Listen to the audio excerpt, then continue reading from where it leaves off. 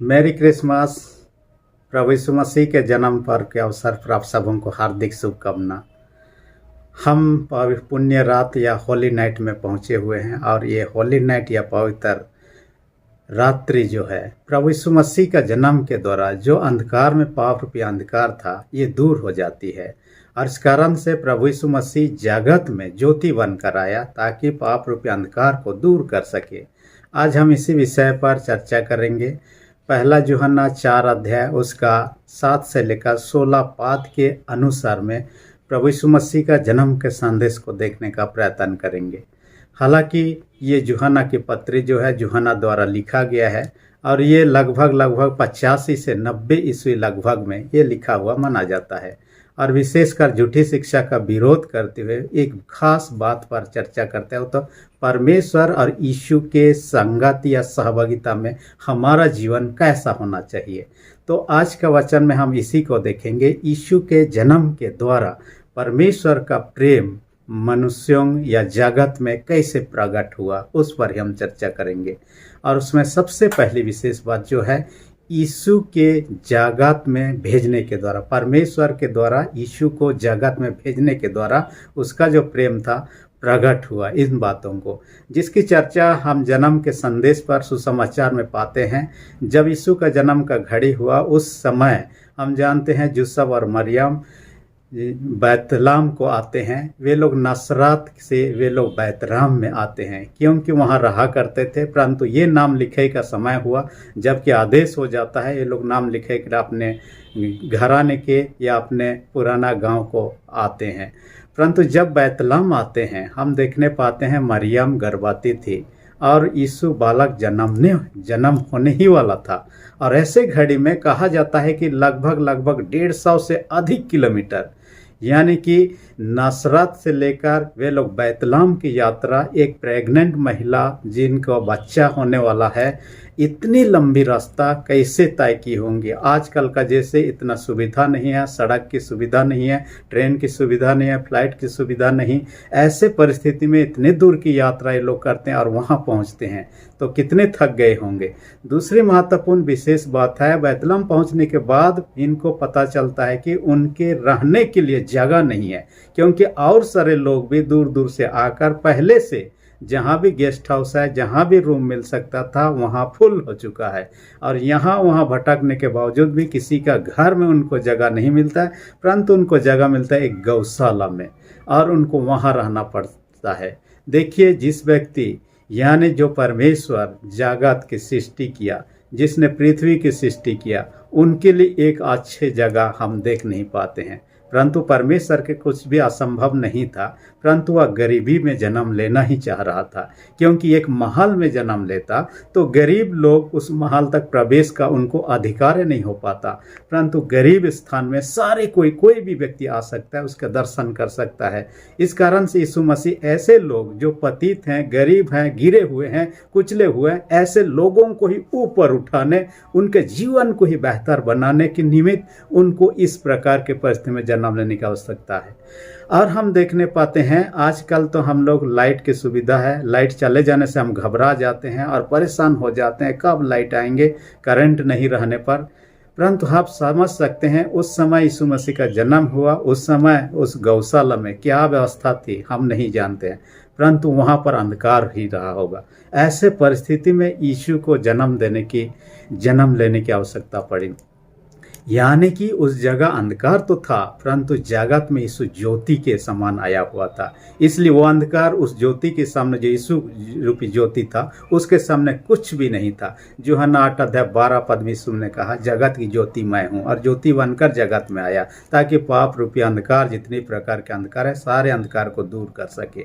और हम देखने पाते हैं यीशु मसीह जन्म लेकर वहाँ बैतलहम में हम देखने पाते हैं कई लोग उसका दर्शन करने आते हैं, गडरिये आते हैं, ज्योतिषी लोग आते हैं, उनका दर्शन करते हैं। ये ज्योति बनकर आने की प्रथा को लोग अपना अपना चर्च में, अपने अपने घरों में दर्शाने का प्रयत्न करते हैं और ये लोग ज्योतियों को जलाते हैं। ये यीशु का स्वागत के उद्देश्य से भी है और दूसरे तो यीशु का प्रतीक के रूप में भी है, क्योंकि यीशु का स्वागत के लिए लोग एडवेंट काल जैसे प्रवेश कर जाता है, वे लोग अपने घरों को और गिरजा घरों को वे लोग सजाने का प्रयत्न करते हैं, और आजकल लाइट के माध्यम से सजाने का प्रचलन बहुत ज़्यादा है। अभी अभी मैंने अपने मित्र से फ़ोन से बातचीत कर रहा था।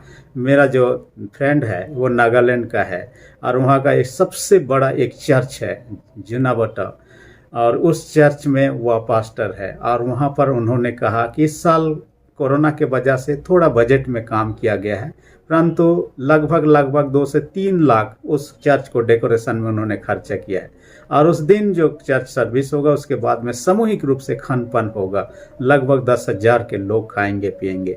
इसका मतलब देखिए खाने पीने में और कितना खर्चा हो सकता है। लोग अपने अपने तरीके से ये लोग तैयारी कर रहे हैं यीशु का आगमन के लिए और उनके स्वागत के निमित्त। ये लाइट के माध्यम से उसको दर्शाने का प्रयत्न करते हैं। साथ ही साथ लाइट जो यीशु मसीह को प्रकट करता है उसको भी हम देखने पाते हैं। इस कारण से जब मैं पढ़ाई कर रहा था नागालैंड में, वहाँ पर जब गैदरिंग होता था उस समय क्या किया जाता था, लकड़ी का एक ये जमा कर दिया जाता था, और लकड़ी जमा करने के बाद में उसको आग सुलगाने की बात होती। उस समय क्या करता, उस लकड़ी के ढेर में से एक तार को ऊपर ले लिया जाता, चाहे बिल्डिंग के ऊपर में चाहे पेड़ के ऊपर में, और वहाँ से क्या किया जाता, एक गोला आग का गोला छोड़ा जाता, और वहाँ जलाकर आग का गोला छोड़ा जाता, वो सीधा आता और ये जो लकड़ी का ढेर होता है उसमें टकराता। जैसे टकराता पूरे लकड़ी में आग लग जाता है और पूरा धू धू जलने लगता है। इसके द्वारा से ये जो ज्योति है, यीशु मसीह ज्योति बनकर हमारे बीच में, मनुष्यों के बीच में आता है, ताकि यहाँ का जो अंधकार है वो दूर हो सके। इसके साथ ही साथ ये लकड़ी जलाने की प्रथा में एक चीज़ है, हम लोग देखने अपने सारे चीज़ जलकर राख हो जाता है, राख बच जाता है सिर्फ। ऐसे यीशु मसीह हमारे पापों को सारे मिटाकर ख़त्म करने का उद्देश्य से इस दुनिया में जन्म लेकर आते हैं। और इन चीज़ों को हम कई चीज़ों से देखने पाते हैं। यीशु मसीह के जन्म के अवसर पर क्रिसमस ट्री को भी हम देखने पाते हैं यीशु का उपस्थिति के रूप में, जिसको हम डेकोरेशन भी करते हैं। हम एक घटना के विषय में मैं बताना चाहूँगा जो कि 2018 में हुआ था। ये थाईलैंड देश का घटना है। वहाँ के एक बच्चों का फुटबॉल टीम था। उन्होंने एक अपने बीच में से दोस्तों में से एक का बर्थडे मनाने के लिए उन्होंने सोचा कि क्यों ना हम जाएं। एक माइंस है जो खदान है जिसके अंदर में ये लोग प्रवेश कर गए, ताकि अंदर जो कि बहुत दिन से ऐसे ही पड़ा हुआ था, अंदर में जाकर हम देखें, घूमेंगे, वहीं खाएंगे पिएंगे और लौट जाएंगे। वे लोग कम से कम 6 किलोमीटर अंदर तक चले गए। चलने के बाद में जब टाइम होने लगा, वे लोग लौटने चाह रहा था, लेकिन अचानक बारिश शुरू हुआ। इतना ज़्यादा बारिश हुआ कि बारिश का पानी उस खदान में घुसने लगा, और जब ये लोग वापस आने लगे पानी भरा हुआ उन्होंने पाया, तब ये लोग डर गए। इतने अंदर जा चुके हैं, ये थोड़े दूर नहीं है, 5-6 किलोमीटर अंदर जा चुके हैं। उसके बाद में उन्होंने देखा पानी भर जा रहा है। भरने के बाद वे लोग निकलने नहीं पाए, तो वे लोग एक ऐसे सूखी जगह में बैठ गए जहाँ पानी का स्तर नहीं पहुँचता हो, और ऐसे जगह में अपने आप को शरण लिया। इसके बाद में देखने लगे कि किसी को पता नहीं चल रहा है कि ये लोग कहाँ गए। घर के लोग भी चिंतित हैं, उनके प्रियजन भी चिंतित हैं। जबकि 2 दिन जैसे हो गया, उसके बाद में उनको एक व्यक्ति से पता चला, यानी कि उन फुटबॉल टीम में जो बच्चे लोग खेलते थे उनका एक दोस्त था, किसी कारणवश उस टीम में शामिल नहीं हो पाया। उनको पता था कि ये लोग कहाँ गए हुए हैं। जब उनको खोजा गया, पता चला कि अंदर में है। इसके बाद गोताखोरों को भेजा गया ताकि अंदर पानी के अंदर में घुसकर उनको खोजे। एक गोताखोर ने उनको पा लिया। पाने के बाद में उनके जीवित होने का सूचना दे दिया। उसके बाद सोचने लगा हम इनको निकालें कैसे। उनके पास तक कम से कम ऑक्सीजन पहुंचाया गया, उनके पास तक खाने पीने के लिए पहुंचाया गया। जब पानी भरा हुआ है, 4 किलोमीटर पानी के अंदर से कोई तैर करके, छोटे बच्चे लोग, ये लोग तैर के जा नहीं सकते इतने दूर तक। इस कारण से लोग उपाय सोचने लगा हम क्या करें। बहुत सोचने के बाद में उन्होंने एक उपाय निकाला। उन्होंने क्या किया, एक फ्लोटिंग बोट की नई किट जो बनाया, और उस किट में क्या किया, बच्चों को उसमें साज दिया और ऑक्सीजन लगा दिया। उसके बाद उसको एनेस्थीसिया इंजेक्शन दे दिया ताकि उनको बेहोशी कर दिया जाए। बेहोशी करके उस ये में डाला गया, और 2 जो गोताखोर थे, एक बालक को आगे और पीछे पकड़ के उनको 4 किलोमीटर पानी के अंदर होते उनको निकाला। ऐसे करते करते सारे बच्चे, जो 12 बच्चे थे और उनका एक कोच था, सबों को निकाल दिया गया। और वे लोग सुरक्षित, परंतु उनको बचाने के कारण से एक जो गोताखोर था उन्होंने अपना प्राण गंवा दिया। हालांकि वो 12 लोगों का जीवन या 13 लोगों का जीवन बचा दिया, परंतु अपना प्राण खो दिया। यीशु मसीह ऐसे ही, हम जब पाप में थे, पाप के गुलाम हैं, जिससे छुटकारा प्राप्त करना मनुष्य की बात नहीं था। इस कारण से हमारे बीच में यीशु मनुष्य रूप धारण करके आता है और हमारे लिए अपना प्राण कलवरी के क्रूस में भी दे देता है। और उसी को हम आज प्रभु यीशु मसीह का जन्म पर्व मनाते हुए पाते हैं। और ये ज्योति के समान आया, यशायाह 60 अध्याय 1 और 2 पद में ऊठ प्रकाशमान को कहता है, क्योंकि परमेश्वर का ज्योति क्या हुआ है, इस दुनिया में प्रकाश हो चुका है, प्रकट हो चुका है। और जो कोई उस पर विश्वास करे, यूहन्ना 3:16 में कहता है, वो नष्ट नहीं होगा, परंतु पाप से, मृत्यु से, हर प्रकार के बंधन से छुटकारा प्राप्त करते हुए अनंत जीवन को प्राप्त कर सकता है। दूसरी महत्वपूर्ण बात इसके द्वारा, इस वचन के द्वारा कहता है, हम भी परमेश्वर से प्रेम रहे। परमेश्वर ने हमसे प्रेम किया और ये अपना बेटा को इसलिए भेजा। दूसरी विशेष बात, जबकि हमसे प्रेम किया, हमारा कर्तव्य भी हम भी परमेश्वर से प्रेम करें। और ये प्रेम के विषय में बाइबल में कई प्रकार के प्रेम की चर्चा है, इसलिए कई बार कन्फ्यूजन होने की चर्चा हो सकता है। खासकर मुख्यकर 3 जो प्रेम के विषय में कहता है, उनमें से पहला जो है ग्रीक शब्द में इरोस कहा जाता है, और ये क्या कहता है, रोमांटिक वाला प्रेम को दर्शाता है, जो कि यौन संबंध से जुड़ा हुआ है। दूसरा प्रकार जो है फिलियो, ये अपने साथी के साथ में, अपने प्रियजनों के साथ में एक दूसरे से मेल प्रेम रहने के विषय में कहता है। और तीसरा जो कहता है वो तो आगापे, ये निस्वार्थ वाला प्रेम है जो परमेश्वर मनुष्यों से करता है, और हम जब भी पापी थे फिर भी हमसे प्रेम किया, इसलिए हमें भी उम्मीद करता है कि हम भी उनके निस्वार्थ रूप से प्रेम करें। और इसी प्रेम को दर्शाने के लिए आज हम लोग क्या करते हैं, गिरजाघरों को सजाते हैं, क्योंकि यीशु का जन्म के अवसर पर है। हम कई प्रकार के डेकोरेशन, खान पान इत्यादि कई प्रकार के आयोजनों को करते हैं। और परमेश्वर से प्रेम रखना ये बाइबल की सबसे बड़ी आज्ञा है। मत्ती 22:37 में कहता है, परमेश्वर से प्रेम रखना सबसे बड़ी आज्ञा है। बाइबल में जो भी आज्ञा हैं उनमें से सबसे बड़ी आज्ञा यही है, और इस कारण से हमें परमेश्वर से प्रेम रखना चाहिए। परमेश्वर से प्रेम रखने का मतलब उनके आज्ञाओं को पालन करना।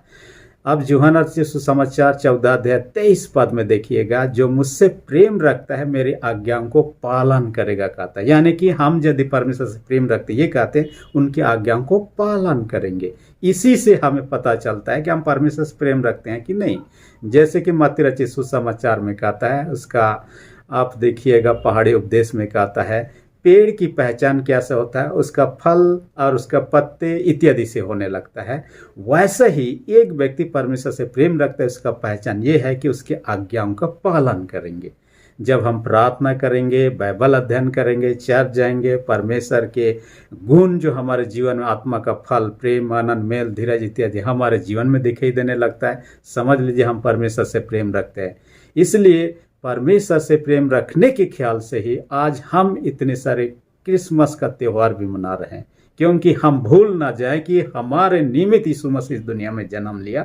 उन महत्वों को हमें याद करना है, उन महत्वों को जानना है और अपने विश्वास को मजबूत करना है।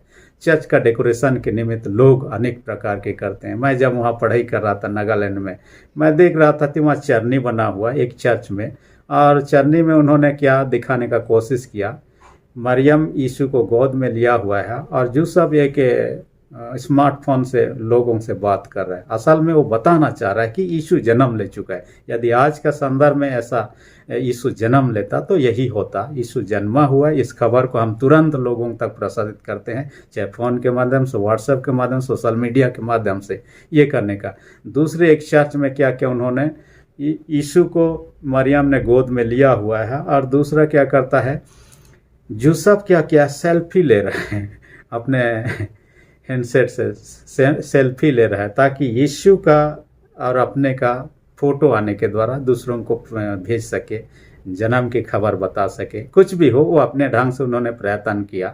परंतु हम आज का ज़माना में जो है, हम अपने ढंग से, अपना हैसियत के हिसाब से हम तैयारी करते हैं, जश्न मनाते हैं। जश्न मनाना ठीक है, जो चीज़ बाइबल के दृष्टिकोण से गलत नहीं है वो ठीक है, परंतु कई बार दिखा जाता है कि हम पीने खाने नशा इत्यादि में इतना खो जाते हैं कि यीशु का जन्म का जो क्रिसमस का त्यौहार है, जिस उद्देश्य को मना रहे हैं उस उद्देश्य ही हमारे सामने क्या हो धूमिल दिखाई देने लगता है। एक बर्थडे के विषय में मैंने पढ़ा था, एक बुजुर्ग व्यक्ति परिवार में था, परिवार के लोगों ने सोचा चलो इसका बर्थडे हम मनाएं। इस कारण से क्या किया, अपने प्रियजनों को न्योता भी दे दिया, बर्थडे के लिए सब तैयारी हो गया, खान पान सब तैयारी हो गया, केक आ गया और रात के समय था, लोग आने लगे और समय पर केक काटा। केक काटने के बाद में एक दूसरे खाने लगे, मेहमानों का भीड़ होने लगा। तो ये बुजुर्ग व्यक्ति जिसका बर्थडे मनाया जा रहा है, जहाँ पर मनाया उनको दूसरे रूम में शिफ्ट कर दिया ताकि उनको किसी प्रकार का असुविधा ना हो। लेकिन फिर भी और ज़्यादा मेहमान हो गए, तब उनको क्या किया, उस रूम से हटाकर एक स्टोर रूम में उनको कहा आप इधर में एकांत में रहिए ताकि किसी प्रकार का परेशानी डिस्टर्ब ना हो, और उनको बैठा दिया। लोग खाने पीने लगने लगे और ये लोग जो कुछ भी मौज मजलिस करना था सब करने के बाद में सब अपने अपने घरों को वापस लौट गए। परिवार के परिजन भी थक चुके थे, तब ये लोग सोचने लगा अब सोना चाहिए। वे लोग अपने अपने रूम में चले गए, जिनको जिस रूम में सोना है, और सो गए। और किसी ने भी ये ध्यान नहीं दिया, जिस व्यक्ति का बर्थडे मनाया जा रहा है उसको तो स्टोर रूम में बैठा दिया गया, वो खाया है नहीं खाया है। और आधी रात को जब सब सो गए, इस बुजुर्ग व्यक्ति को लगने लगा कि ये लोग मुझे भुला गए, इसलिए मुझे ही जाकर खोजना है कुछ खाने के लिए है क्या, क्योंकि उसको भूख लग रहा है। खुद का बर्थडे है परंतु उनको खुद का भूख लग रहा है। वो किचन में जाता है और वहाँ बर्तन साहब को जैसे ही खोलने का प्रयत्न करता नीचे गिर जाता है और आवाज़ होने लगता है। परिवार के लोगों को लगा कि कोई बिल्ली होगा, इसलिए उठ के देखने लगे कि उस बुजुर्ग व्यक्ति था जिनका बर्थडे मनाया, वो भूखा है, खोज रहा है कि कोई बर्तन में कोई चीज़ में कुछ खाने को बचा हो तो उसमें से कुछ खा लें। तो अब उनको शर्मिंदगी महसूस होता है, जिस व्यक्ति का बर्थडे था उसी को उन्होंने भुला दिया, वही भूखा रह गया, लोगों से ये से उनको अकेला बैठा दिया गया। हम कई बार ऐसा परिस्थितियों को जगह पर देख पा सकते हैं। आज के संदर्भ में लोग जिस यीशु का बर्थडे मना रहे हैं, जिसका जन्मदिन का सेलिब्रेशन कर रहे हैं, कई बार उसको हम किनारे कर देते हैं, ऐसे जगह में डाल देते हैं उसके नाम की चर्चा ना हो। आज सेंटा क्लॉस हो गया और गिफ्ट हो गया, खाने पीने हो गया, रोटी हो गया, और कई सारी चीज़ जो है दुनियादारी की चीज़ें हैं। ये बहुत सारे चीज़ हमारे जीवन में इतना आगे बढ़ चुका है कि यीशु का महत्व जो जन्म लिया उस महत्व को बहुत ही धूमिल करने लगा है। और ऐसे परिस्थिति में हमें सावधान होने की आवश्यकता है। ऐसे बर्थडे, ऐसे क्रिसमस से प्रभु आनंदित नहीं होगा। हम सच्चा क्रिसमस मना रहे हैं, उसी को आदर देना है, उसको महिमा देना है, खुश होना है, लेकिन तब ऐसे खुशी नहीं जो परमेश्वर के दृष्टि में उत्तम नहीं है। तीसरी महत्वपूर्ण बात जो कहता है यहाँ पर, कहता है आपसी प्रेम जहाँ परमेश्वर की उपस्थिति वहाँ, ऐसा कहता है आपसी प्रेम जहाँ परमेश्वर की उपस्थिति है। यहाँ कहता है परमेश्वर ने हमसे प्रेम किया, हम परमेश्वर से प्रेम करें। दूसरी बात में देखिए, तीसरी में कहता है हमें परमेश्वर से सिर्फ प्रेम नहीं रखना, पड़ोसी से प्रेम भी रखना है। इसी बात को तीसरी ये में हम लोग देखेंगे। और पड़ोसी से प्रेम रखना इस बाइबल का सबसे बड़ी आज्ञाओं में से दूसरी आज्ञा है। मत्ती 22 अध्याय 39 पाद में पाते हैं, और ये बाइबल का सबसे बड़ी आज्ञा में से दूसरी आज्ञा है। और इसलिए कहता है हम क्रिसमस के अवसर पर प्रेम जो हम दूसरों के प्रति जो प्रकट करते हैं, वो उनको गिफ्ट देकर, या तो उनको खाने पीने की चीज़ वस्तु जैसे रोटी हो गया, या तो और कपड़े के रूप में, या अन्य अन्य चीज़ अलग अलग रूप से लोगों को गिफ्ट देते हुए देख सकते हैं। कल ही या परसों को बर्थडे या तो क्रिसमस गैदरिंग मॉडरेटर का घर में मनाते हुए हमने वहाँ सेलिब्रेट किया, और मैं भी वहाँ आमंत्रित था। और वहाँ पर उन्होंने लोगों को कपड़ा बांटते हुए, जो महिला लोग थे उनको साड़ी बांटते हुए हम देख सकते थे। और ये उनके क्रिसमस के अवसर पर दूसरों के प्रति जो प्रेम, पड़ोसी प्रेम है, इसको दर्शाता है कि वो कैसे लोगों के लिए इस अवसर पर, जैसे परमेश्वर ने अपने बेटा को हमारे लिए दिया, तो हमें भी दूसरों को भी देना चाहिए। परमेश्वर को तो देना चाहिए, धन्यवाद देना चाहिए, आदर महिमा देना, प्रशंसा देना चाहिए इत्यादि, परंतु दूसरों के लिए भी हमें सोचने की आवश्यकता है। और दूसरों के निमित्त उन्होंने इस प्रकार अपना प्रेम को प्रकट किया है।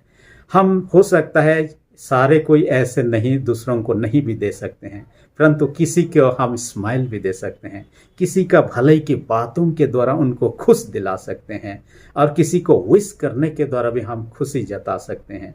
हाँ, अलग अलग तरीका हो सकता है। इस कारण से हमें क्या करना है, दूसरों के लिए भी सोचना है, दूसरों को मदद के लिए। ये प्रेम को दर्शाता है दूसरों के प्रति। मैंने सोशल मीडिया में एक घटना के विषय में पढ़ रहा था। एक व्यक्ति जबकि रास्ता में जा रहा था रोड में, वहाँ पर इलेक्ट्रिक का खंबा था और उस खंबा में कुछ लिखा हुआ उन्होंने देखा। वहाँ पर लिखा था 50 रुपया इसी रास्ता में गिर गया है, जिस भी किसी को मिल जाए तो कृपया इस एड्रेस पर आप लोग पहुंचाने की कृपा करें। उन्होंने एड्रेस को देखा, उनको लगा कि किसी व्यक्ति का 50 रुपया खो जाने से पुलिस के पास तो जा नहीं सकता है, परंतु उनके लिए 50 रुपया बहुत महत्वपूर्ण रहा होगा। इस कारण से उन्होंने सोचा चलो मुझे तो पैसा नहीं मिला, लेकिन मैं जाऊंगा उस एड्रेस पर। उस एड्रेस पर गया, ढूंढते ढूंढते वहाँ पर एक झोपड़ी नुमा घर था। उस घर के अंदर एक बुजुर्ग महिला थी और उन्होंने बुजुर्ग महिला को देखने के बाद कहा, ये आपका ही नाम है आप? उन्होंने कहा हाँ मेरा ही नाम है। उन्होंने कहा लीजिए, आपका 50 रुपया मुझे मिल गया था, इसलिए आप ले लीजिए। हालांकि उसको नहीं मिला था, परंतु वो मदद के तौर पर 50 रुपया उनके लिए मैंने रखता है, क्योंकि उस बुजुर्ग महिला अकेले रहते थे, उनका देखभाल करने वाला कमाने वाला कोई नहीं था। ऐसे हालत में उनके लिए 50 रुपये बहुत मायने रखता। तब बुजुर्ग महिला ने क्या उत्तर दिया, उन्होंने कहा बाबू, आपसे पहले कम से कम 50 से ज़्यादा लोग आकर मुझे 50-50 रुपया दे चुके हैं। मुझे नहीं पता कि उस बिजली के खंभे में किसने लिखा, परंतु किसी ने हो सकता है मुझे मदद पहुँचे, इस ख्याल से उन्होंने लिखा। और इसको पढ़ते हुए कई लोग आते हैं, मुझे 50 रुपया दे के गए, आपसे पहले 50 से ज़्यादा लोग दे चुके हैं। उन्होंने उससे रिक्वेस्ट किया, आप जाकर कम से कम वो जो लिखा हुआ है उसको मिटा दीजिए या तो फाड़ दीजिए, ताकि दूसरे लोग कन्फ्यूजन ना हो। उन्होंने ये सोचने लगा, जबकि मेरे से पहले जो लोग आए थे उनको 50 रुपया देगा, मदद किया होगा, उनसे भी इस बुजुर्ग महिला ने इस प्रकार की बातों तो कही होगी कि जाकर उसको फाड़ दीजिए तो मिटा दीजिए। लेकिन उन्होंने नहीं किया, इसलिए कि और लोग भी देखे और लोग भी उनके मदद के लिए आ जाए। इसलिए मैं क्यों मिटाऊं, रहने दे, ताकि दूसरे लोग भी आकर उनको मदद करें, क्योंकि वो कमा नहीं सकते, तो इसी के जरिए से कम उसका गुजारा चल सके। देखिए वो बुजुर्ग महिला ठीक से देख नहीं सकता, उस हालात में था, अपना क्यार करना, कमाने नहीं सकता, परंतु एक व्यक्ति जिनका सोच विचार ऐसा आया, मैं किस तरह से उनका मदद कर सकता हूँ, उन्होंने लिखा और वहाँ पर चिपका दिया। उसके बदौलत काफ़ी लोग आकर उनको मदद करने लगे। यही चीज़ हम दूसरों के लिए भी करते हैं, क्योंकि परमेश्वर ने हम पापियों के लिए ऐसा ही व्यवस्था की यीशु मसीह को भेजने के द्वारा, ताकि इस दुनिया में हम नष्ट ना हो जाएं, पाप में ना ही दबे हुए रहें, उस हालत में ना पड़े हुए रहें जिस हालत में पाप के कारण से हमारा हुआ है, उससे ऊपर उठ सकें। यूहन्ना 10:10 में इसलिए कहा, मैं इसलिए आया कि लोग जीवन पाए और बहुतायत का जीवन पाए, ऐसे जीवन पाए जो कि बहुतायत का जीवन हो। यीशु मसीह इसलिए आया। इसलिए जैसे हमारे लिए, हम संसार के पापी लोगों के लिए परमेश्वर ने महान योजना बनाया, वैसे ही उस व्यक्ति, उस बुजुर्ग महिला के लिए योजना बनाया, ताकि उनको सहायता मिल सके। जहाँ भी अवसर मिले हमें एक दूसरे को सहायता करने की आवश्यकता है। हम यदि इनसे चूक जाते हैं, हो सकता है हम क्रिसमस का सही अर्थ को हम लोग अभी तक समझ नहीं पाए, क्योंकि परमेश्वर ने अपने बेटा तक को दे दिया, जिसने अपना प्राण हमारे लिए बहा दे दिया। तो हमें दूसरों को भी जो हमारे सामर्थ्य है उससे कम से कम अपना प्रेम को देकर प्रकट करना चाहिए। लेकिन आपके मेरे पास जो है वही ना देंगे। आपके पास में, मेरे पास में यदि खुशी नहीं है, हम दूसरों को खुशी बांट ही नहीं सकते हैं। हमारे अंदर में सिर्फ नफरत भरा हुआ है, तो दूसरों को जो है हमारे पास वही दे सकते हैं, नफरत ही दे सकते हैं। कई लोगों को आप देखिएगा, दूसरों को कभी खुशी नहीं दे सकते हैं, दूसरों को कभी प्यार नहीं दे सकते हैं, परंतु उनके अंदर में जो नफरत रहता है दूसरों को भी बांटने लगते हैं, दूसरों को भी उस नफरत का शिकार होते हुए हम देखने पाते हैं। परंतु परमेश्वर कहता है प्रेम बांटना है, नफरत नहीं, क्योंकि जो प्रेम रखता है उनके बीच में परमेश्वर आकर डेरा करता है। यहाँ कहता है यूहन्ना 14:23 पद में हमने देखा है, जो परमेश्वर से प्रेम रखता है उसकी आज्ञाओं को पालन करेंगे, जो परमेश्वर की आज्ञाओं को पालन करेंगे परमेश्वर उनसे प्रेम रखेगा और उनके साथ आकर वास करेंगे कहता है।